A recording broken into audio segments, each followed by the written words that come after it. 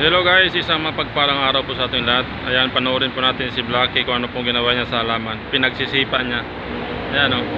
Tapos, ito ay bago kong gawa. Ayan, lagyan natin ng lupa. Ito yung ginagawa naman ni Blacky. Ayan, hinihigaan niya. Tapos pinapatong pa niya yung ulo niya doon sa bato. May unan siya. Malupit talaga to si Blacky magano. Ayan, nakakita siya o.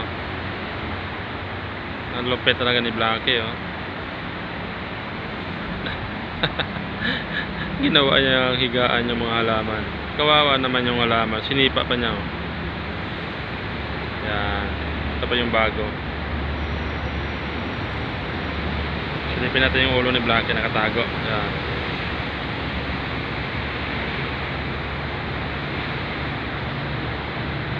Yan guys, update po tayo kay Blacky. Tingnan nyo po ang ginawa niya. Kaloka talaga si Blacky. May ano din siya, may unan. Yung unan niya ay bato. Ayan o. Yung unan niya ay bato. Ayan. Ang laki ng tiyan ni Blacky. Hindi kaya buntis to si Blacky. Paano mabuntis to? Wala naman to nakakapasok na ibang aso dito sa loob. Ano kasi 3 beses kumain to si Blacky.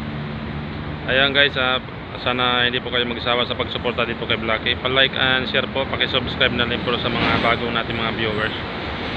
Ayan, maraming salamat po. God bless po. Ayan po si Blacky. Sinipa yung tanim.